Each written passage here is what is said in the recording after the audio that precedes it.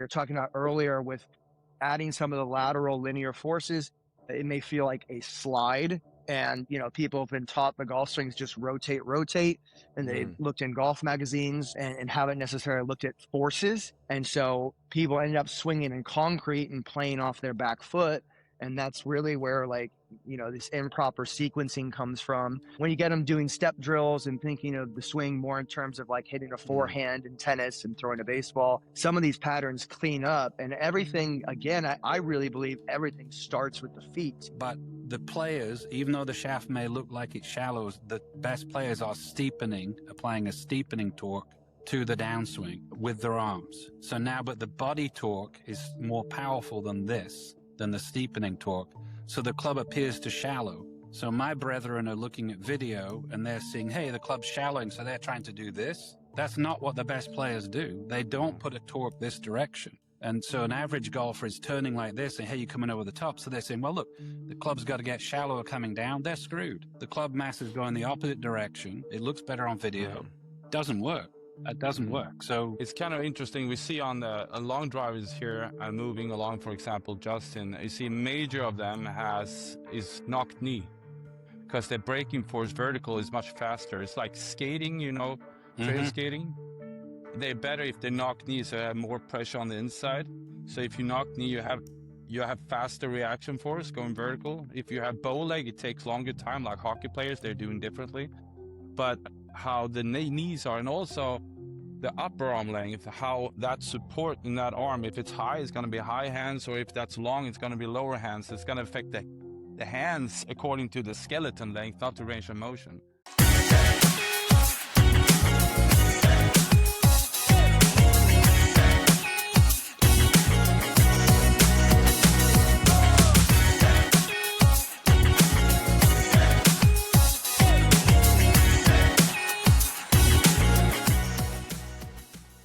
All right, and there we are. It's always a good thing when the counter's counting. It means the technology has worked, and for someone who's tech challenges myself, that's a good thing. But very happy to be here. This is our third roundtable, and I thought that these would be a good idea because what I was seeing after coming up on 7 years of doing these episodes was there's a lot of overlap within the coaching world, whether it be swing coaches, fitness, et cetera, and there were still heavy debates, sometimes heated debates that I thought could maybe be avoided if we could bring in different people with different expertises or similar expertises and have these discussions like we're going to have today. Even if the discussion gets to respectful debate, respectful being the key word in that, obviously debate is good for our industry as well as any others, but very happy to have three exceptional coaches with us today.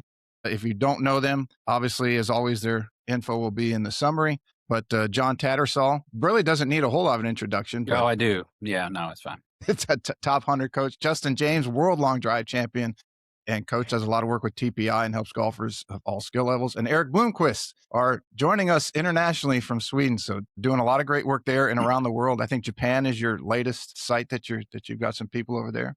But yeah, be a lot of fun, guys. We are seven or eight countries now, so it's moving along. Very, very, very good. So in order to make the most efficient time, I'd kind of like to just jump in. Is each of you has at least your online presence has an expertise in a given field as it relates to our topic today, speed and distance. You're all experts in the golf game and coaching, but I guess I'll start with just highlighting in a very quick roundtable. And Erik, since you're our international guest, I'll start with you. And what could be some of the costs to somebody from a physiological standpoint as far as training for speed? And for everybody listening, we will get into some of the positives and negatives of speed training as this episode goes on. But just to kind of kick it off, are there costs and what might they be if someone wants to go out and start swinging faster, harder? What do they need to pay attention to? For me, if I go into speed or trying to gain force applied to my body, I need to understand my body. And for me, number one is to personalize the fundamentals. I measured over 14,000 people, and I still haven't seen the Vitruvian Man by Da Vinci, which means that it's impossible for me to try to stand the same as someone else. I need to go after me. So trying to understand me and make an evaluation about my skeleton length and what I should do, and then could apply force. It's like going to the gym. You need to do the workouts correct before you put weight on. That's number one. And then I use force plates and kinematic measurements to be able to understand how central pressures, how central mass are moving, and trying to do that as efficient as possible. with the body I have and the club that I use. That's kind of floaty a little bit. I don't know if I go into more details than that, Pete, or... We'll get into detail. It is on the list to discuss the pluses and the minuses of this in more detail. Yeah. Justin, if I can move over to you real quick. What does increase of 10 miles an hour to a golfer really mean? Because at the levels you were at, I mean, you're talking about a few yards here and there to win at the highest level, and when it comes to long drive. But can you just touch on, so people have maybe some context if they're new to golf or don't understand swing speed and distance, what 10 miles an hour means in carry distance and can mean for their game and the benefits of it? Well, yeah, I mean, we're talking 10 miles an hour club head speed. That's pretty remarkable. Yeah, I mean, it's just the difference between hitting an 5 iron and an 8 iron, or a 5 iron and a 9 iron. Practically speaking, you know, my day job now is to work with 45 to 65-year-old golfers who have lost some yards, who work real jobs, so they're not practicing 8 hours a day. So we can get them to, you know, move the driver a little bit more efficiently. You know, it makes a big difference. It's not only, you know, hitting that 8 iron instead of that 5 iron, but it's just them enjoying the game more. Nobody likes being 30, 40 yards behind their playing competitors. And again, the difference between what I thought I would be doing when I started coaching on an everyday basis and what I am doing, it's really, in my experience here, working with your everyday man, just getting them to move a little bit more efficiently, play a little bit more pain-free. It's less of, you know, what I did in my career and continue to do from your Olympic lifts and stuff like that. I do none of that with these folks, because truthfully, you know, that stuff that you might see online is for the one, you know, most people are not like Bryson, where they're going to dive headlong into this project and be hitting golf balls in the driveway as hard as they can into a net. So if we can get them to incorporate some flexibility and mobility stuff, if we can get them once every 10 days to practice distance, then that makes a huge difference. Not only in, you know, it makes a difference in their ability to enjoy the game. They get hooked on it. They start to play more frequently, and they play better as a result. Very, very good. Perfect. John, you worked with players all skill levels, a number of tour pros at every level of professional golf. What does increased speed and or distance do to dispersion and scoring? Dispersion is generally less than we thought. If you're swinging well, to hit the ball further, you've got to be moving pretty well. And generally, if you're moving pretty well, you understand kind of how the club's supposed to kind of move with you. The sequence of what's happening generally doesn't go worse. It's not what people think. So it's great with launch modes. You can actually see the dispersion difference.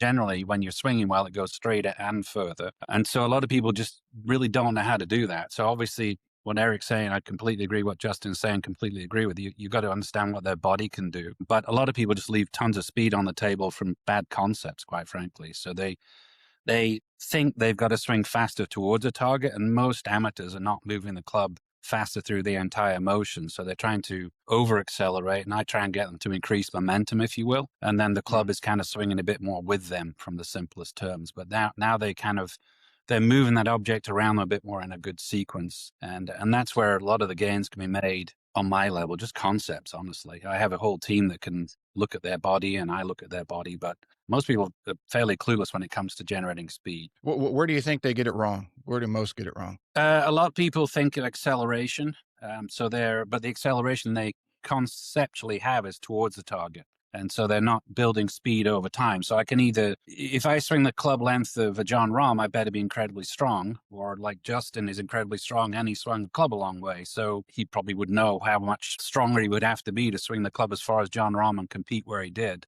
So he was strong and through a big range of motion. Most golfers I see are just trying to accelerate towards a target. So they're kind of like, yeah, there's a bit of a backswing, but then they're really trying to accelerate the club. The force across the shaft is not matching up with where the head's swinging. So trying to get them to understand that, putting energy into the backswing. And, you know, I have the same amount of time to swing that Justin does, but I don't swing as fast as Justin, unfortunately. So he's putting more force in at the ground, at the grip, than I would ever dream of when I was younger. But most people, like I said, they're thinking acceleration, and they're not have clue of how fast a tour player goes backwards.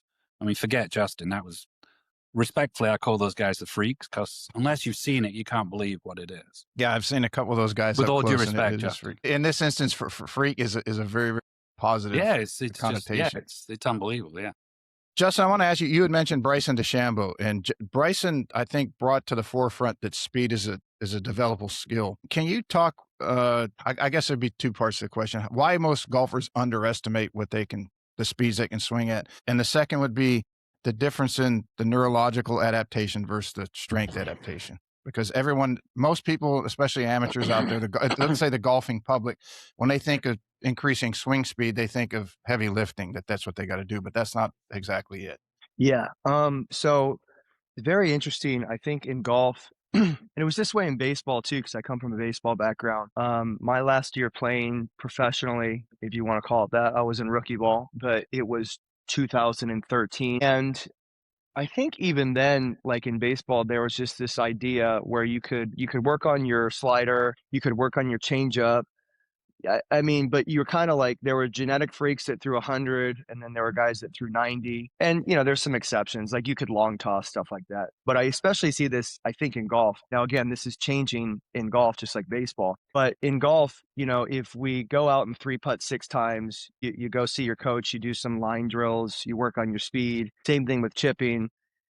A lot of times around here, if guys don't hit it far, now this is changing hopefully because I'm here, but it's like, well, some guys hit it far, some guys don't. And they don't think of distance as a skill. And as you just said, it is a skill that can be developed. Now, it can be developed in a lot of ways. I think first and foremost and primarily, guys need to be able to hit the middle of the face. So the amount of guys I see that want to do speed training and stack and super speed and, a lot of these different protocols and lift, but don't consistently hit the middle of the face is too many to count. And really, first, foremost, and primarily, if your average person wants to hit it potentially 20, 30 yards farther, if we can teach them to hit the middle of the face consistently with with an angle of approach that's up, an angle of attack that's up to maximize launch angle and spin rate, that's going to be your biggest bang for the buck. And that's primarily where my energy spent with most people. Now, with strength adaptations, neurological adaptations, it is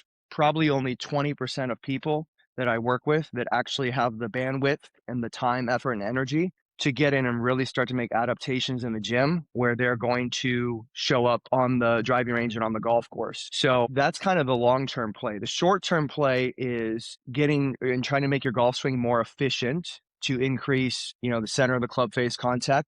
And efficiency is also going to lead to those neurological adaptations where you're going to increase 4 or 5 miles an hour of club head speed just by making a more efficient move, by hitting more golf balls, and you're going to start to swing faster. Then we can start to optimize equipment and potentially get another 5, 10, 15 yards from dialing in the equipment. And then long term, really the strength and conditioning in my mind, and I love strength and conditioning. My life's been around strength and conditioning, but that's really the support system, and that's the long-term play. It's going to enable you to have more reps out on the range, to enable you to swing more often and therefore increase swing speed over time, keep you healthy, but then give you that extra 5, 10% long-term. And I think for your average person, I think we're seeing this on tour as well. These little guys, whether it's your Minwoo Lees, and when I say little, I just mean they're 200 mile an hour ball speed or 190 ball speed. And typically you would think of guys that look like long drivers, but they're not. They're probably not that much stronger than your average adult male. And I don't want to speak out of turn, but I'm guessing they're not going to be benching more than your, NCAA athlete. There's no way they will. But their ball speed's huge. And I think it's because of the efficiency of their golf swing. And it's because of the technology that they've grown up with, your TrackMans, Foresights, and Flight Scopes. They have access to this data for 10 and 15 years. And it's much like Major League Baseball, where when I was growing up, we were taught to not throw on radar guns. You would never throw on a radar gun or a measurement device until you were in front of a scout. And then what it was is what it was. And if you had it, great. If you didn't, then have fun working a corporate job. That's changed. And guys at 6 years old are throwing, every baseball facility in the country has a radar measurement system, whether it's a Rapsodo or whatever. So just by nature of that, that's why in Major League Baseball today, we're seeing college players throw 103 miles an hour. As the training got better, I'm sure it has, but it's the technology that's really accelerated everything. That's your nervous system adaptations, right? Where your nervous system, your brain is now learning what 90 versus 95 versus 100 miles an hour. feels like when you have that instant feedback. Okay, that swing was 100 miles an hour. Let me repeat that. That one was 95. That didn't work. I'm going to toss that aside. Over years and years, that's why, these average looking golfers are now 200 miles an hour ball speed. And then the strength side is it is supporting the nervous system adaptations so that you don't fall apart, short circuit, and catch on fire, if you will. Don't know if that made sense, but in my mind, that's how to go about it. Yeah, very much so. Erik, you've done a lot of work with the body, and we had a great discussion at Open Forum out in the hallway about swing speed and all the things you're working on. Do you want to touch on that subject of speed as a skill? Absolutely. Major part is, John was talking about that too. I think the main thing is that we need to understand our skeleton. I think the skeleton is the foundation of everything. And then we have muscle and fascia and everything else and the club. I think that's really important. If you're not aligned, what are we talking about? Efficiency. If you're not aligned with your body, you will compensate. Compensation is friction into heat, and that is muscle contraction. It is the totally opposite of efficiency. So trying to understand how can I swing the club with a less compensation as possible and doing what the skeleton wants to do. We're talking about baseball. That has a rotation, natural rotation. I was talking to a farmer who's, cutting grass with a big, what do you call it? Sickle. Yes, sickle. Thank you. And that was natural for him, and bringing out the most normal things into people, what they've done for so long, they can master it and comes, instead of being here, they're here and they just do it naturally. But also finding the way the skeleton works. For example, if you have this arm can never be straight, but this arm can be straight, it will affect my swing. If I have tall legs, I'm going to have a center of pelvis much, much further up. It will get steeper. I need to understand those parameters. If I have wide pelvis and longer forearms, I'm going to have a huge hand arc. And if I start rotating a little bit too fast, I get steep and I will go, affecting. So how am I attacking the personalized force plane? We call it the angular force plane. When you're finding your angular force plane, you have no compensation. That means that for me, who is 6'5", I'm not Justin, but I'm like 135 miles per hour with club head speed. But that's a good at what I can, I think, produce at the moment where I am in. But if I can have my feet standing like this, I will get steep to the ball all the time. I have 13 centimeter longer legs than torso. I have long arms. Wingspan is kind of big. So if I start turning a little bit here, it's going to affect me a lot here. So I need to move my center of mass forward. So I'm moving my fan, then am I going to get my hands down? But now I go into frontal plane torque because of my hands and my arms. So now I need to have a stronger grip to be able to rotate because I'm going to have more shaft lean. If I don't match my grip with who I am, I will compensate. And another thing is that I know today that the feet will directly affect let's take this way. The club head has to go XYZ into the ball, which means that the shaft and the grip has to be in a specific place. If I have my hands there, my elbows needs to be in a specific place where my shoulders need to be, and then my spine and my pelvic and my knees and my feet. So a lot of people talking about out here, I'm building from here and then here. I'm going from my feet. Working with the force plate since 2012, I know that the kinetic sequence will directly be affected how you put your feet to the ground. And what do everybody do today? You put everybody here. I don't care who you are. You put everybody into the same fundamentals. I call that's the model of golf. And then we put the grip and you put that. You don't look into what the human body can do. You put people into a box and they're trying to solve it. Federer and Nadal did different. Nadal is high top spin. Federer is half open. Bjorn Borg was closed, but all three were good. And trying to figure out who are you and what you can do to be able to generate as much efficiency as possible. I will never have efficiency if I'm standing straight in my feet, 100%. I need to do frontal plane torque. And then I don't go in the gym and do frontal plane torque to be able to, I get compression to the ball, but then I do vertical from here, I got back pain problems. So understanding everything, how I need to solve. Today we know that some people should stand like this, some people should stand like this. Some people should stand 18 degrees spine angle, some people 45. And have 14,000 people doing that. That means that if I have a rotation of center of axis, if I'm going to have that 90 degrees according to central rotation, if I have my spine here and my club is moving here, which more than 90% has, that means I can never reach speeds. I need to get down my hands. That's why I can probably top it at 50% speed.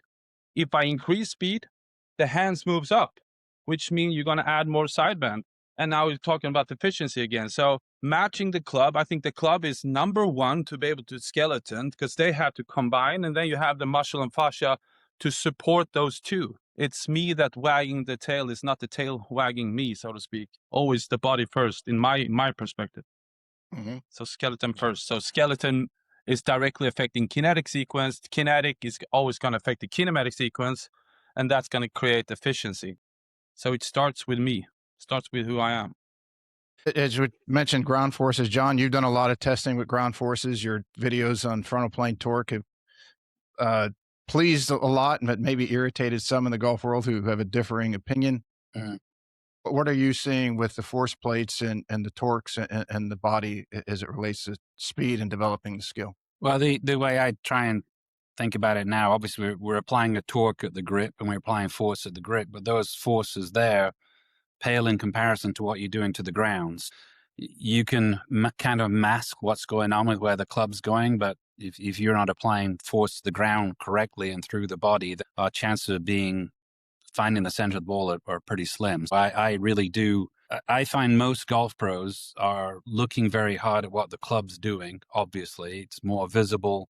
Force is invisible. So we're a bit distracted by what the club is actually doing as golf pros. And so what I try and do is I've spent a lot of time, obviously I'm on the TPI advisory board, like we've looked at the body. But those forces, if you just think about it simply, they are going to exceed what the arms can do, if you will. So I'm really trying to look beyond what I see with the club. So I look at the club as a reaction, and then where is the first thing that's going wrong in the golf swing? And I didn't start out to look at frontal plane torque, if you will. Like it was not like, hey, nobody else is talking about this. It was kind of when I looked at all these players, and I've looked at as many players as I can find. Obviously, Justin will be on the side of really trying to get frontal plane torque going. But if you think of a normal, very good player, they are pushing side to side, which is frontal plane torque, basically. They're trying to move linear in the lower body. That was the predominant force. And definitely with the better drivers on tour, that's the predominant force. And if you look at stats like I have to, then if I'm not getting somebody to drive it better, then they are not going to have a good career anymore. It used to be when I was growing up, the woods are full of long hitters. The long hitters now are flying private, basically, is the easiest way to put it. Justin's world has come much more to my world and understanding that. So again, when I was growing up, somebody's a good athlete. Well, now we're like, okay, what does that mean? Let's test them. And athleticism, there are massive compensations tour players make, but we understand more about what all those pieces mean. And we're like we're saying, putting them on, testing them at every aspect, and then finding out what should they be kind of falling into. And as I've mentioned to you, the problem is with most recreational golfers, they see rotation as their primary movement that's happening in a golf swing. When we started studying 3D, looking at kinematic sequence, it was a rotational speed. So then for a long time, I was saying to people, well, you got to get the rotational speeds to ramp up, but didn't really know how to. And then when you look at forces, now you know how to get those things going. So force is the first thing looking at kind of ahead of time what's happening, whereas video, 3D, or your eyes are all history. You're seeing something, but you didn't know what was happening before it happened. When I look at force plates, I'm kind of seeing where's a player pushing prior to seeing the movement, which is massive. And I never try and take speed away. If something's wrong, I try and add something in a different direction force-wise. It's going to kind of corral that. So all the stuff we told people over the years, like don't sway. Well, players are pushing so hard, they then push another way so hard. So now the net is they don't move much. But the linear forces, if they didn't apply an opposing force, they basically fall over.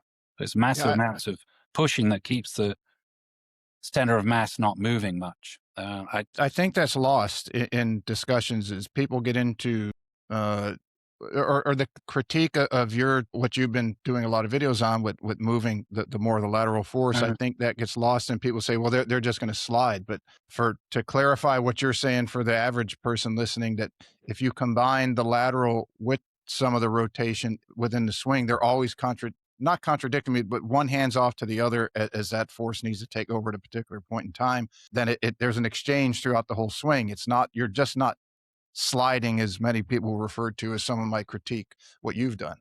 No problem. But again, back to kinematics or back to 3D, we'd see how far somebody moved in space. So you'd say, hey, a tour player's moving, 2 inches to the trail side, 4 inches to the lead side. So we've got to kind of stay in this confined box. But I don't have a way to do this. But if I put a normal human's trail leg on a tour player's lead leg or vice versa, a tour player pushing their lead leg, the normal human would fall over.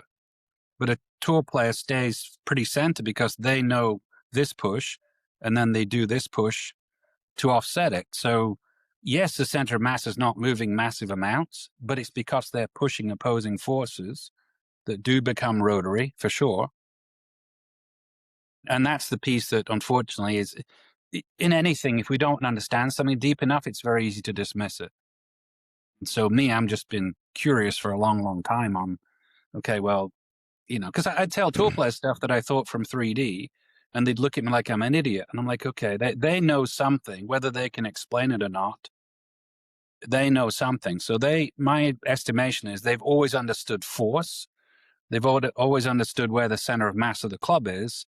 They may have different ways to say it, but they intrinsically understood that.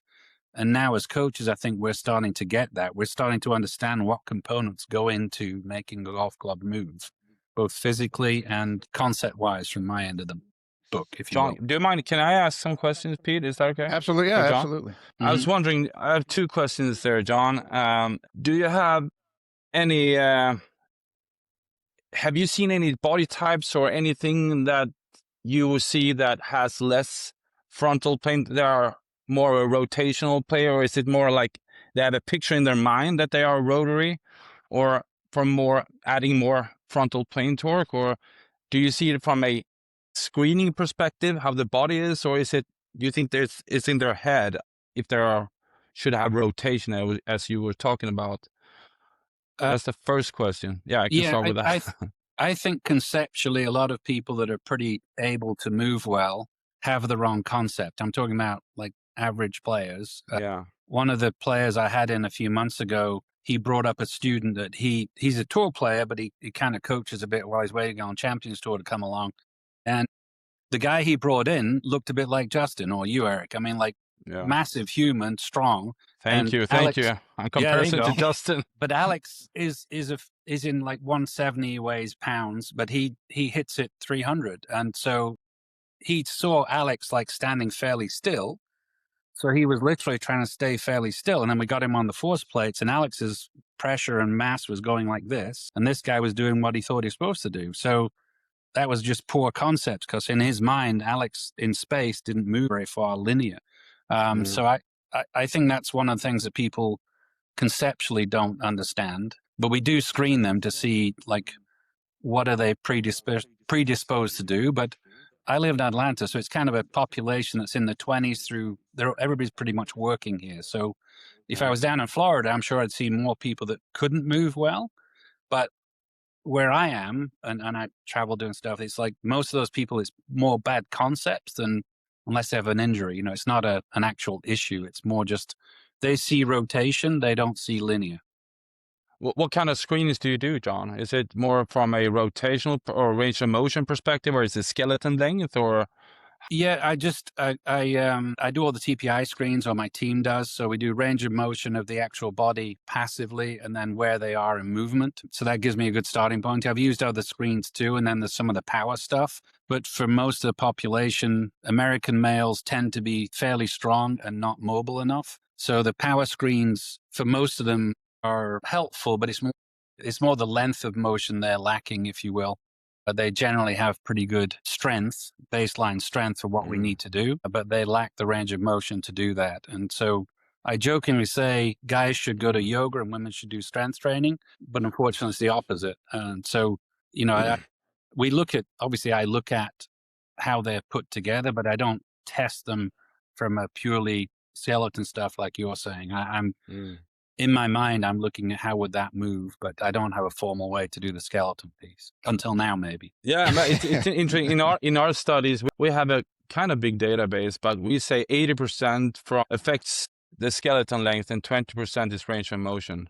Because, for example, if you put a tall person, long or a normal person with long legs or with long arms and long forearms, 95% he or she will come. It depends. He will probably, because he's probably the same armpit to armpit to pelvic. Or if it's women, usually wider pelvic than because of birth. So the skeleton is different, but it's going to be different cogwheels, how they move. So affecting the skeleton length has a more important role than range of motion. So if you can adapt everything to the skeleton, you can adapt that because you can change rotation in different ways. You can change that by fundamentals, but you can also change that by, joint movement, so to speak. Yeah, so it's kind of interesting in that perspective, I have to say. Yeah, no, just thinking about what you're saying, I have a current-ish former NBA player that I coach, and he is wider wingspan than he is height, but he was trying to swing the golf club much more in a rotary fashion. So when I got him to move more, use his arms, be a bit more linear, his ball speed went up tremendously because of the way it was put together. So I guess on some instinct, I'm seeing what you're seeing. I'm just not formally measuring it like you're measuring. One of the guys the other day I was talking to, like FootJoy, they said I think the average foot size on tour now has gone from like a 9 to a 12, or they're doing more. So the athletes are changing dramatically. The foot size increased on tour over the last 10, 15 years, and they're providing shoes, so they know exactly what those sizes are. It's kind of interesting. We see on the long drivers here moving along, for example, Justin, you see major of them is knocked knee, because the braking force vertical is much faster. It's like skating, trail skating. They're better if they knock knee, so they have more pressure on the inside. So if you knock knee, you have faster reaction force going vertical. If you have bow leg, it takes longer time, like hockey players, they're doing differently. But how the knees are, and also the upper arm length, how that support in that arm, if it's high, it's going to be high hands, or if that's long, it's going to be lower hands. It's going to affect the hands according to the skeleton length, not the range of motion. Yeah, I like that. Yeah. Justin, you're a TPI advisor. You do a lot on the fitness side and the strength and the speed and everything else. What is your thought on this topic as we're talking about body and things of that nature? Well, it makes sense to me. I haven't measured formally because I'm not as smart as Erik. I totally. Not me. I just nerdy. I'm too busy hitting golf balls, I guess. Although not as much anymore. No, it makes complete sense to me, and you can't fight your body. The frontal plane with me and that discussion has been massive. Again, with me working with the 45 to 65-year-old, everyone's steep and over the top.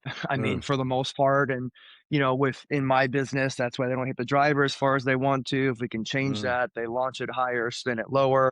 And you got best friends for life. So how do we do that? How do you shallow, not necessarily the club, but for me, the hands, the frontal plane is huge in that. And because it really, I think some of the frontal plane stuff feels wrong. And so I was actually in the lab at TPI with Greg. I was having hip pain, Greg Rose, and left ankle pain. And it was very odd. I had been working, so I love the downshift board and some of the shift boards, but if you use them incorrectly, they can train bad patterns like I had. And actually in transition, my left hip was getting lower than my right hip because I was really falling into the lead side and producing a big amount of vertical force. However, I was just very poorly positioned to actually swing the golf clubs. My left hip was getting lower than my right hip. And then my basically left hip and left ankle were getting jammed.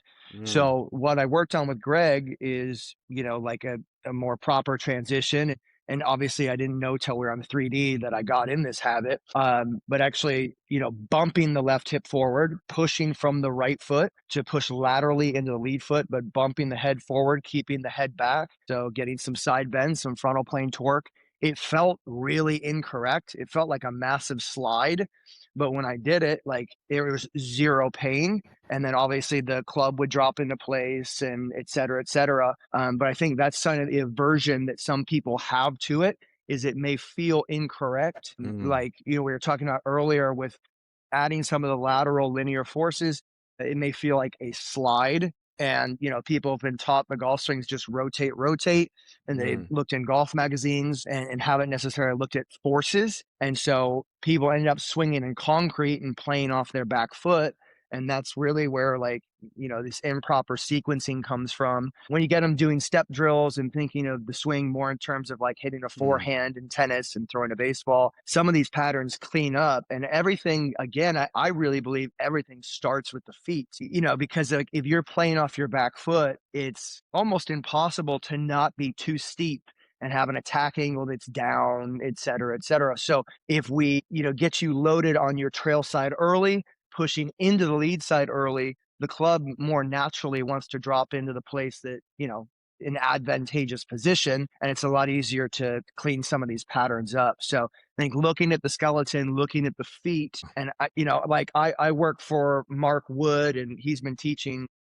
Make fun of him, said he taught Abe Lincoln, but he's he's a great teacher. He always starts with club face, grip, fundamentals, and that's why he's great. I need to get better and better. I immediately look at the body because of my background. I look at what the feet are doing. I think if you can do both, and I'm trying to get better at doing both, then we're in a great spot, because Mark's always going to start with the club face, and he's like, okay, the club face being open is causing someone to come steep and over the top. And I'm saying, oh, no, it's their feet. They're too on their back foot. They're twisting too early. That's causing to be, in reality, it's both. It's absolutely both. And I don't know, the club face probably has more to do with it than even what I'm saying. But I do believe everything starts from the feet, these guys are saying. Pete, can I have one more thing? It's just so interesting. I'm sorry. I see when I'm in Japan, I usually see from the hundreds of people I've measured over there, I usually see a tendency to have longer torso and legs. So in that kind of area, because I believe the frontal plane torque is brutally important, but I don't see it as important when people in Asia than in Sweden, because we have different anatomy perspective. The feet are different. And from the feet perspective, the pelvic, the spine with the pelvic, is that below this angle of force plane? You can start rotate faster. If it's above, you need to have frontal plane to get your hands down. But it depends on the skeleton. According to that angle of force plane to the pelvic width, it's going to change. If it's above, you need to have more frontal plane torque. It's below, you need to have more transversal plane torque. It depends on the skeleton and your personalized force plane. As we're talking about the body and how it moves, both skeletal, soft tissue, fascia, muscles, tendons. Pete, can I just go one quick direction? Yeah, go ahead, John. Go ahead. So just to layer on, so the ping stuff, the focal system, looking at what the golf club does. So it doesn't see the player. When Sasha McKenzie reverse engineered some ping data for a friend of mine who's got tour players out there. So he's always busting on me that I'm talking about frontal plane torque. But the players, even though the shaft may look like it's shallow, the best players are applying a steepening torque to the downswing with their arms. So now, but the body torque is more powerful than the steepening torque. So the club appears to shallow. So my brethren are looking at video and they're seeing, hey, the club's shallowing, so they're trying to do this. That's not what the best players do. They don't put a torque this direction. And so an average golfer is turning like this and, hey, you're coming over the top. So they're saying, well, look, the club's got to get shallower coming down. They're screwed. The club mass is going the opposite direction. It looks better on video. Doesn't work. It doesn't work. So I agree with just in seeing the body move that, and I know Mark, but when we were taught how to teach, it was like club face is king. Let's work around that. But the body's king, honestly, when you're looking at actual forces. And then the best players are steepening it. So, they're applying a positive torque to the grip, but the body's doing something different. It's shallowing. So this one wins. It looks like the club shallows, but they are not shallowing it. And so that's where I think we do a disservice to the recreational player, because we're saying, look, but I think also, I think that's so interesting too. But who is that data? That's why I think it's dangerous to go after the PGA or LPGA numbers. Is they're by their bodies. Right. If I have a QFOS, it's not going to help me if I'm standard deviation from a PGA to LPGA. I need to go from me. So who is that data? Are they in average longer legs, or is it shorter legs, or is the torso? Because I know today in our measurements, some people have 41 centimeter longer legs than torso. and up to 15 centimeter longer torso and arms, up to 17 centimeter longer arm span, then light and weight, up to 13 centimeter shorter arm. It's probably shorter than that, but in our data, it's 13 centimeter. 1 centimeter longer upper arm than forearm, and up to 30 centimeter longer forearm and upper arm. It's just such a varieties and how to put these together to find out a standard deviation of who and why. It's just too big of someone else, I think. Yeah, it's just an average player. If they can't move like a tour player, then don't try and hook it. Try and hit a powerful pull. They're going to play better. Yeah. As we're on the topic of the average golfer out there and the average human being, Erik, if I can use average as a very generic, just to get on the topic or give some context to this next section, but I will try to do my best. No, to do the specifics, but I'm just going to give for the average, let's say, golfer out there, that 12 to 16 handicap, I'll call it, because I read an article the other day that average handicaps are actually coming down. Lou Stagner seemed to agree with that. So as far as I'm concerned, I'm not a statistician, but I'll take Lou's word for it. He's usually pretty good. But the topic for this segment would be, is distance overrated for your average golfer, 12, 16 handicap? But before I get into that, I want to kind of segue with what you guys are all touching on with all these different systems in the body: skeletal system, fascial, muscle, neurological, et cetera, and different types of training. And I've had, Ben Shear's been on a couple of times. I talked more about this with Ben down at the PGA show. Dr. Stu McGill's been on it, and both of them brought to light some very interesting things for me as it relates to the body. Dr. Stu made the statement, or told me, that somebody's facet joints are going to dictate how well their spine is able to rotate. If they have wide facet joints, they're going to be able to turn as much as they want to. And what really brought that forward to me was that somebody had a video posted the other day of Adam Scott at, what is he, 40? I don't remember, 47. 46, 47, yeah. Yeah, and he's his backswing and his massive still. And he hit 180 something ball speed, the other 188 at Riviera. So I would venture to say that would be an example of someone who has large facet joints, that at his age, he can still make that massive turn. And then Ben brought up the point that I think, Justin, you touched on it, where somebody's slight of build, a Joaquin Niemann, Justin Thomas might be a bad example since he's coming off back surgery. These guys who are slighter of build, who are still hitting at 300 plus, versus a Rahm or a Koepka, who are producing muscular force.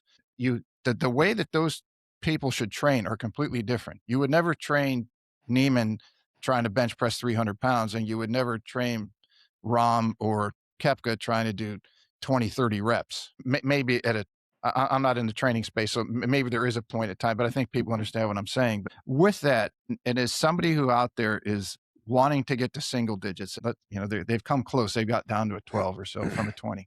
And I know this is a very broad topic. That's why, three of you were invited on to speak to each of your, what you're seeing in your segment of the industry. Where do you direct somebody to start? Should it be, you need to check your body? I think we're all in agreement. You got to do a screen, some sort of screen to start, but what should they be looking to work on? Or should they find a competent coach to help them in their training, as well as a competent teacher to help them in the things we're discussing? If somebody out there and they're completely lost and they don't know where to turn and they're listening to this episode, where would you direct them to go first? Justin, I'll start with you. Okay. So I think the first place you would start, obviously, I'm with TPI, I believe wholeheartedly in the screens and the power testing. Again, I haven't done a ton of power testing with our guys here because, one of the power tests is a sit up and throw with a medicine ball. You guys are familiar. You're laying on your back, sit up, throw it as far as you can. A lot of the guys we train, they can't do a sit up. So that test, again, what I thought I would do and what I'm doing, because I worked with all good players before, and, I'd consult with guys, and, this tour player here, college player here. So I really believe the biggest bang for the buck is, most players, a lot, are a downward angle of attack or approach with the driver. I think no matter, and obviously there's exceptions, but most people can hit up on the driver slightly. Okay, even if it's at slower speeds at first, that's a skill that can be learned, even if you have limited mobility. I think most people are capable of, pulling or pushing, depending on how you frame it, the right hit back. Okay, letting the hands come from the inside a little bit and hitting up on the ball slightly. Okay, so if we can teach them to do that, even at 50, 75%, and their launch angle increases, their spin rate drops, at the point that they're able to consistently hit up on the ball, 2 degrees, 5 degrees, whatever, even if it's 0. Then I can start, in my mind, to talk about speed training. But if someone's 5 down and 5 to the left, and then we go for the speed sticks and throwing medicine balls as hard as we can, that's really not going to help them. They're just going to spin it more. They're going to drive it into the ground harder. And their swing speed goes from 85 to 90.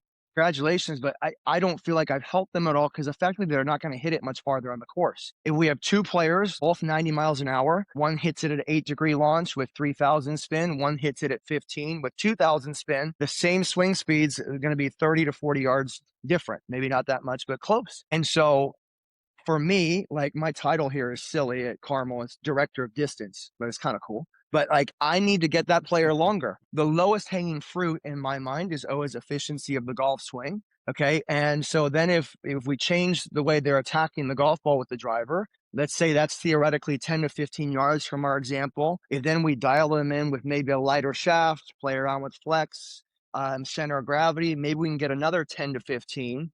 At that point, now we're locked in. Now let's go from 90 to 95 to 100. That's with strength training. Obviously, this whole time, by the way, we're always working on mobility and trying to move better. So the way that I really teach people, we're usually in the gym one session, on the range the next. In the gym, we're still working on, golf-centric type drills, overall fitness. But I'm kind of just sort of, in a way, giving a golf lesson in the gym. I know that'll throw some people off. I'll explain at a later time. But I'm trying to get them to swing a little bit more efficiently. And then down the road, that's when we really want to hit and hammer the training. I just think there's a lot of talk about speed, speed, speed.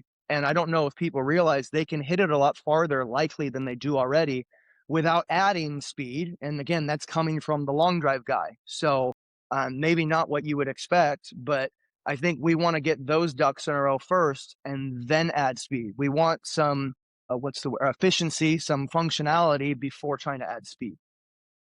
John? I love that. That's great. Yeah, I own a gym, so I can go from the golf room right into the gym and show somebody a body movement and kind of isolate it, and then I have a team that can help understand how they can move better. So that I definitely try and do what Justin's saying. So it's, if you don't know how to move your body in space, then we try and add speed to it. It's probably not going to end too well. No. The way I look at simply, if somebody wants to score better, then I'm like, okay, how many greens are you hitting in regulation? And they're like, well, my short game's not very good. I said, yeah, well, Jack Nicklaus's short game wasn't great, but he did well. He did pretty good. Yeah, so there's a direct correlation between greens in regulation and the score you're going to shoot. And so I'm always harping on greens in regulation. So then greens in regulation, hit more greens. So aim appropriately. Don't try and aim at the pin. Hit the middle of the green more often. And so if you're going to hit more greens, then obviously a shorter club into the green is going to help you do that. So then I'm like, okay, I want people hitting driver as often as possible. And so I'm saying, look, at 290, the average driving dispersion for tour players is 60 yards. So if they're willing to take that risk, then so should you. So try and aim in the biggest part of the fairway. Rough doesn't matter too much for most people unless you're in the up north in the summertime. So get it down there as far as you can. Try and hit as many greens as possible. And so that kind of frees them up a little bit to think about it, because I also say don't listen to the TV commentators. Some of them are good friends of mine. They're bored. They're trying to make it entertainment. That's not real golf at getting better. So don't try and hit various shots. Try and hit one swing, 13 clubs. And the driver swing in 3D and on force plates is almost identical to the iron swing. So try and make as many full swings as possible. Be a really good one-trick pony, and then if you get better, then we can refine it a little bit. But like, don't make different swings. Try and make one movement better, and try and hit one shot. Like, just, it's sexy to talk about curving the ball, and I'm willing to be wrong on this, but the motor learning stuff says, okay, random works better than rote practice. I don't think it does, because most people don't have an effective swing to begin with. And now they're trying to lay a random practice on top of that. They're screwed. If you go to a range at a tournament, these guys are just hitting the same shot over and over and over. And so they could layer on random. Most golfers don't need to do random. They get better at one movement, do it well. The hardest thing is you'll get bored, but you'll get better. Yeah, I find a lot of, I had James Seekman on, And then I was talking to John Sinclair the other day, and obviously James, we're talking about short game, and both of them, not knowing the different conversations, not knowing I discussed this with the other one, said, because obviously the short game and chipping is the hot topic of debate in the golf coaching world right now. But both of them just said, instead of all these amateurs mostly, and even some really good players, the professional ranks is a separate entity for this topic. They said most people should just learn to hit a stock chip or pitch shot with whatever wedge they're going to use, 60, 56, 52, 50, whatever. And then just change clubs to get your different trajectories, to get your foundation and your fundamentals really solid. If you can hit standard and maybe a little higher and a little lower, for the majority of golfers playing golf today, that's going to serve them a very, very good purpose. Instead of going out there and trying to hit a flop shot one day, and then maybe later, you're going to hit knockdowns. And it's like the average golfer, their brain can't process that. It's overload. The bandwidth is just not there, and it just shorts everything out, and nothing gets, I'll call it, absorbed or learned. Stuart Morgan just came out with some posts recently that said random is not as much as it's cracked up to be, as far as what the modern literature says on motor learning. So that was they're very interesting. I haven't seen it. I understand this is not a written test, what we're doing. Look, hit a basic pitch, 20, 40 yards. If you can do that and you're out of position, you're just out of position. You're already out of position. You're likely to make bogey. If the best in the world are getting up and down 50% of the time, just take it. And if you're hitting more greens in regulation, your score will improve. So that's why, it pisses the USGA off. The players are hitting it further. Yeah, because we've done the math. Like it used to be, hey, so this is a hole where the architect says this. Bullshit. Send it. Strategy's changed. Incredibly. Definitely. From when I started to learn this game to now, it's like it's a different sport. Because the math is the math. And before it was just stories. Erik, your thoughts on, obviously you've got some on the body and send him into orbit. Talk about the average man now. Yeah, you got speak to me like I'm an 8-year-old, and I probably am in many ways, but I agree with you both. I usually say this. I believe what John was talking about, scoring is one thing, and sweet spot. And I believe that what Justin says 100%. So.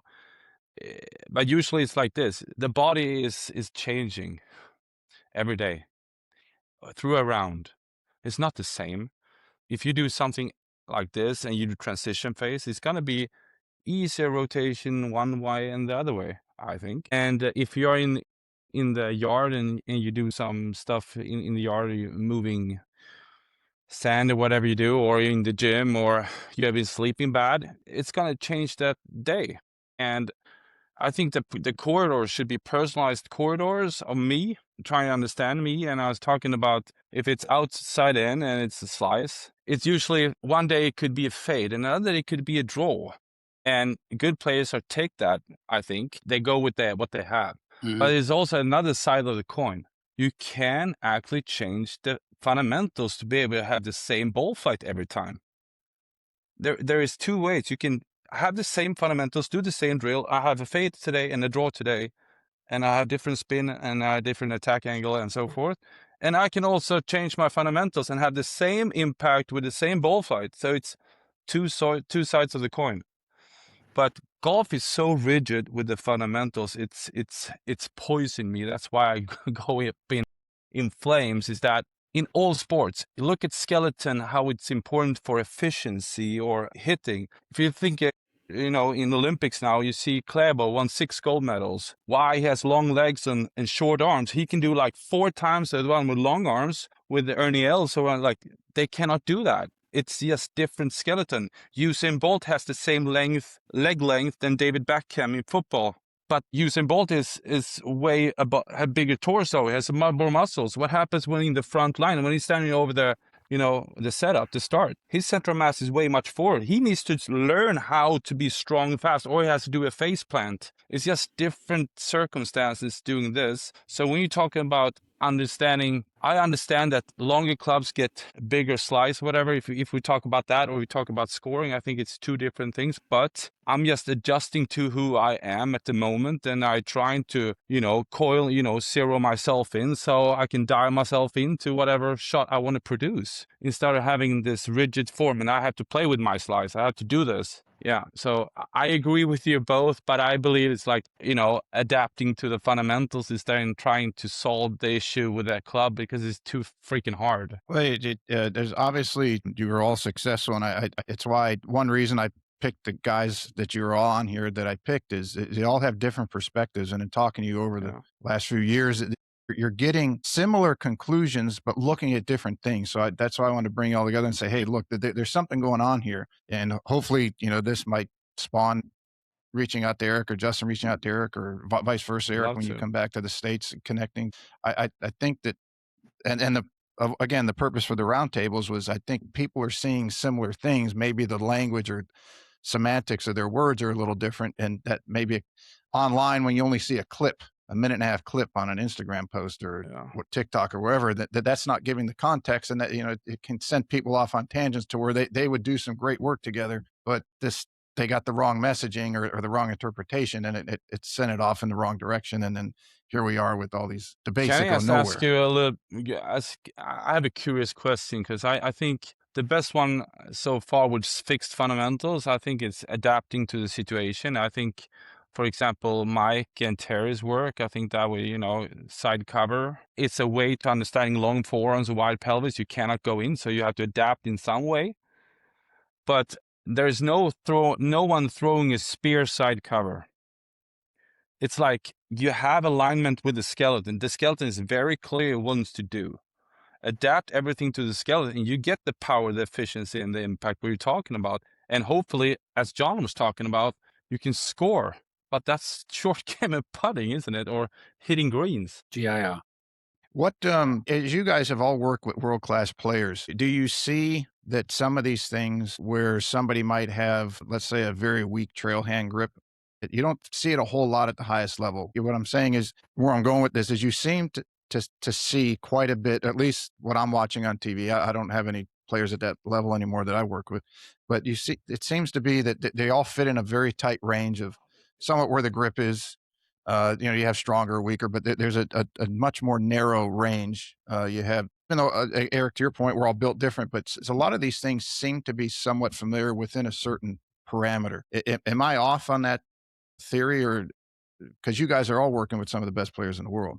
Are you seeing similar? Am I way off base, or what are you seeing? And I'll use the Terry Rolls and Mike Adams thing. If somebody's going to have an on-top grip, I really don't see anybody on tour that's doing a lot of great things that has an on-top grip, even though they might measure out into that type of system that says they should. Now, I could be completely wrong. This is not a knock on Mike and Terry by any means. I think their system has validation. Jon, you and I talked about that first time we met. But as far as the best players in the world, it doesn't seem like they're going to a more dramatic or to the end of a spectrum type of grip. You don't see super strong grips on tour. You don't see super weak grips really on tour.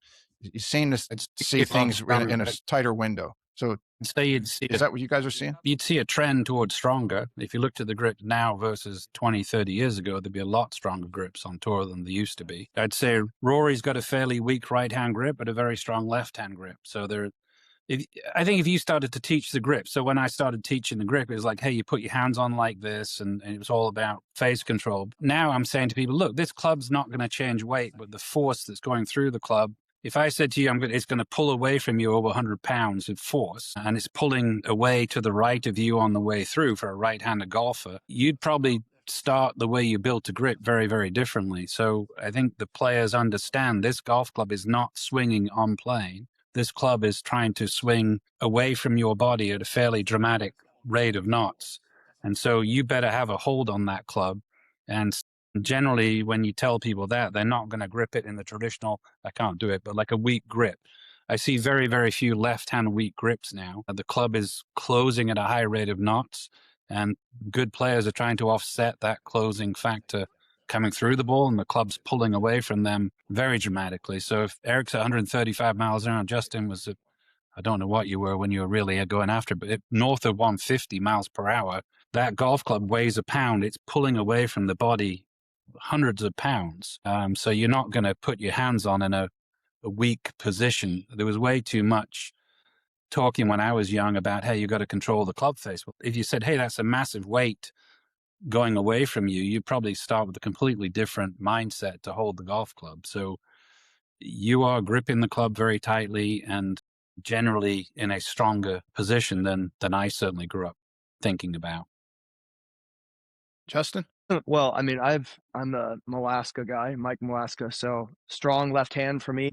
I was like, I'm really interested, like two grips, because my right hand when I do long drive would get way too underneath, and it's just the ugliest grip you've ever seen. So I'm actually like, I'm with Jumbo Maps, and they would like take a video, and I'm like, could you please not put that on the internet because I'm embarrassed.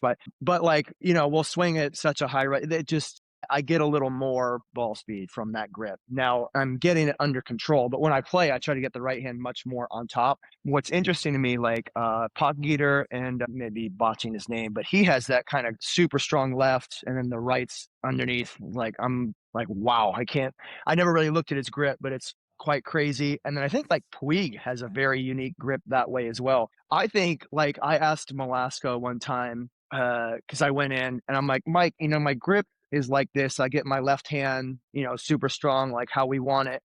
But my right hand with long drive will get that way. And I've got some issues with my hands where my knuckles and blah, blah, blah. I'd be like, has there ever been anybody good with their right hand here? And he thought about it for a second. He said, nope. And I'm like, okay, well, let me get my right. He didn't say, well, we can manipulate this way or we can do this. He's like, no. And so I'm like, okay, I'm going to try to get my right hand a little bit more on top. But the grip that I've always really liked is, and I don't think there's enough, like, not data, but if you look up anybody on tour and you're like so-and-so down the line, you can usually find their swing. I want that with grips. I want to see everybody's grips because sometimes I'll get curious and like, I don't know if there's enough attention paid to grips, but like Daniel Berger's grip was always wild, like left hand way over there, right hand. And I asked him one time, I'm like, dude, how do you get, he's like, I don't know, it just kind of feels right. But he hits it like really straight and he's got the coolest grip I think I've ever seen. So I kind of would like to do that in a way. Like I strive to get my right hand more on top. I have more control of the club face, but yet to be determined if I can produce the speeds with the right hand is when it gets underneath, because I'll get it there. And I was right-handed pitcher, so I really throw really hard. And in long drive under the current rule set, you can sacrifice 3 balls for the one that's hammered. So if they change the rules, then I would, it's a different sport. But as it sits, you kind of go with what produces the most speed. Erik, what are you seeing with the better players? I know you got a giant database, but some of the better players are seeing a tighter window, or are you seeing variability? Yeah, I see. If you're talking about frontal plane torque, I usually see really strong grips. It has to, because you have more shaft lean and the face will otherwise be open. So I think that's long arms usually have stronger grips. Justin Thomas has a very weak grip. He has quite a much vertical. Would love to see his force data, but I can probably see what's going on there. But it's how you apply that force. So I usually say like left hand, that's, I measured, if you do this one time, you do this, everybody, just see the difference. Just tight your hands, don't think. And you see Jon, he's a boxer, and Justin is not a boxer, and not you, you'll half boxer Pete. But you see this, if Justin and I do this, what happens with our grip pressure? Do this, Justin, go inwards. Do you lose or you get stronger? Stronger? You get stronger? What do you feel, Jon? Mixer? It feels strong this way. Stronger? Pete? The outside, this is really weird. The outside feels stronger, but the inside starts to cramp. Same thing with Pete. I am so weak. I can't even get my fingers together here. And it depends on, on my body. So I see people with pronation lead arm, and they do this. If they can't get 90 degrees here, which a lot of people can, you're going to be cross at the top. What do? You do this to be able to flap that shaft out. So that's why this is not what it should be. It's because you can't pronation. And same with supination and pronation, but back and forth. You have to leave this arm going through, or you're going to flip that face. So it depends on what kind of pronation and forearm. So you're talking about the grips. It depends on what you can do with your hands and what kind of rotation you want and how you apply force. And that has to be supportive. This has to support. So I agree. I don't want to have a weak grip because then I support this way. So I want to have that support with strong trail side. And the lead side is actually pushing away from the target. So I need to hold this and I control the face with this. And then I can control speed and the face in big numbers. So I think that's super important with grip. But how to hold the club, how do you hold the pen? Is it only 3 ways or is it your way? I think we are like too narrow in our stuff, in our way to think. It's like 3 grips and that's it. I think everybody should have their grip, whatever it is. Feel natural for them. If just from a teacher's perspective, from a golf pro kind of thing, I look at wrist angles. So if somebody's doing this, they're generally strong grip. If somebody comes this way, like the wrist is too much this way, it's very hard for them to get this way. So Bryson was doing massively, turning the wrist that way, then trying to lock out that range of motion there. And for amateur golfers, if they get right hand underneath, the problem is they're not then loading the body like Justin would or Erik would. They just come straight inside. So this structure gets very narrow very early and no pivots working. So it's a bit of a knock-on effect. So if somebody's slicing it, they generally say, okay, grip it stronger, but then it kills their backswing. So I think someone like Rory has got, both arms are doing this. So it's opposing pressures. There's a lot of force going through the grip. So if I can keep that fairly opposing, then I've got more chance of the body working to take the club away. So that's kind of how I end up with the grip the way it is. I'm trying to tell them, look, this is what it's functionally trying to do to the golf club, and then let's work from there. So obviously, yes, individual, but if somebody takes from this, hey, I got to have strong grip, they're probably going to fold the right arm, fold their right wrist, have no backswing. Interesting. I agree 100%. Very good, Jon. As we're winding down, if I can, Justin, I'll get you to go first because I know you got a hard time to meet. But if somebody were to ask you, what should I do to increase my speed and or hit the ball longer? What would be your 1 or 2 or 3 or top 5, whatever you want to put in there? What would be your go-to advice to them? Well, some people will seek me out for long drive too, who want to, get started in that. And this answer usually, I don't know if it angers them, but I just go back to kind of what I said before is you need to build a fundamentally sound golf swing. So even working with long drivers, most of the guys that come in here, maybe they leave disappointed, but we don't hit a lot of drivers because, and I don't say it as a knock. I say it like, until you can hit a 7-iron on the button and draw it and cut it and stuff, I don't know how much we need to worry about the driver for the most part. Most of the top long drivers in the world, they don't all have a golf background. And I'm not saying they can go play on tour. They can't. Okay. But if you watch them hit a 7-iron, whether, like there's a guy, Will Hogue, who's been #1 in the world and had a nice stint. He's fire chief in Memphis. He's not a golf pro. Very unique swing, but if you watch him hit a 7-iron, he'll thump it. If you just listen to the sound, it sounds like a tour player. Don't look like a tour player. But my point is, he lines everything up in his own unique way. And then, like if you look at Kyle Berkshire, Martin Borgmeyer, them hitting a 7-iron is going to look a lot more like a fundamentally sound tour player golf swing. When they get into crazy land, 150, 160 miles an hour, that's when it varies. But my point is, like 2 guys swinging 90 miles an hour, if you can optimize and hit the middle of the face, it's at the end of the day, it's about distance, not necessarily speed. And again, that's coming from the long drive guy. So we need to learn that part first. Then I think adding speed it's somewhat, I don't want to say easy, but when I've worked with better players, especially 5-10 years ago, usually to help them add speed, all I have to do is say swing harder. Okay. And their swing, I mean, it's kind of dumb, but it's true. And then, they say, oh, thank you, Justin, you helped me get this speed. All I did is say swing harder. Their swing is so set in. If we rev the engine a little bit harder, like we're not going off the road.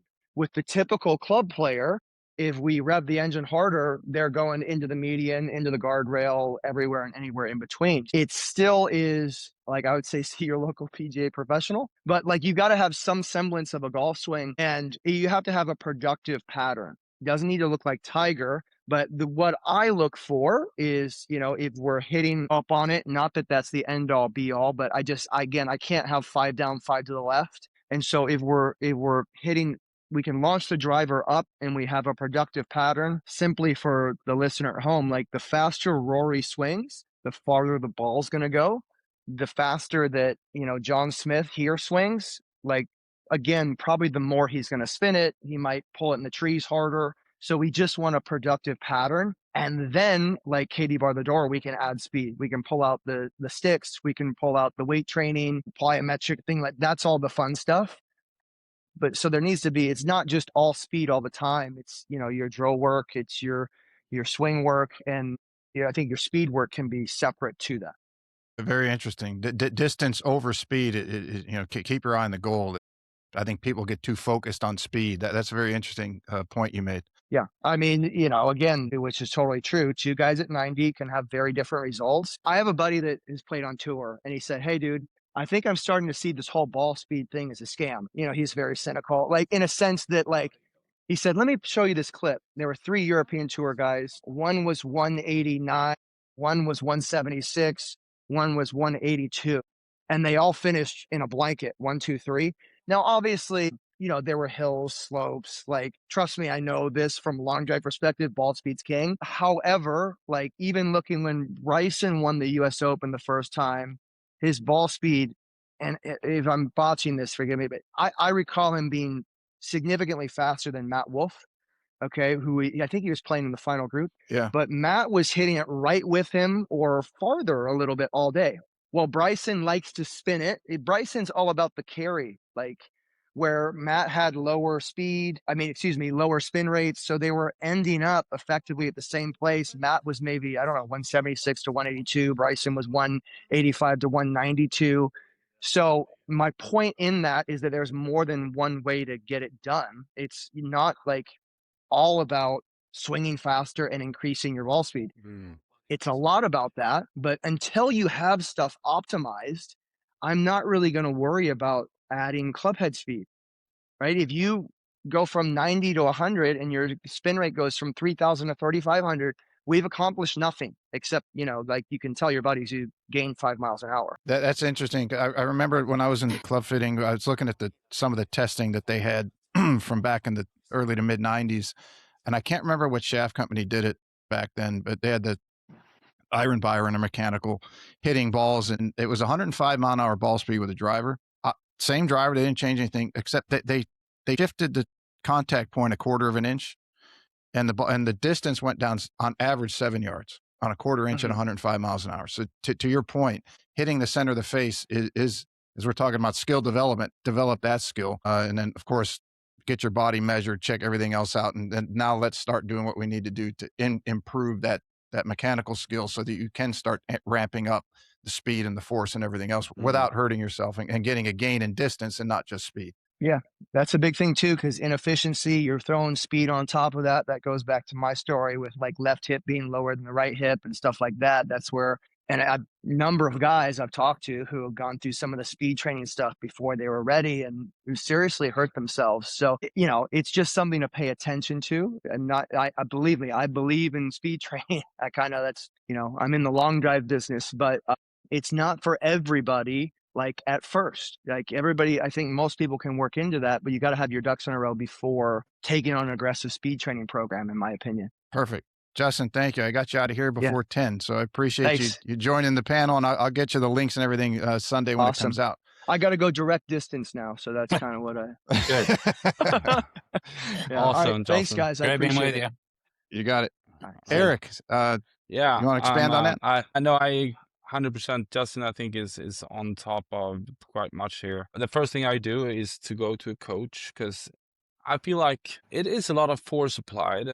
And Jon was talking about it's over 100 pounds when you come into, the kinetic peak, when you go into vertical peak for some players. You don't go into the gym and throw 100 pounds anywhere. I mean, it is a lot of force applied. And we can see that with our tour players and our average players too, is that I believe you have to go to see to someone. If it's a doctor, you're asking questions. I want to know you. I don't want a chance to make you worse. I want to know everything about you. I want to know how you play. What's your miss? What's your best shot? What do you want to do? And how is your average? What's your typical shot?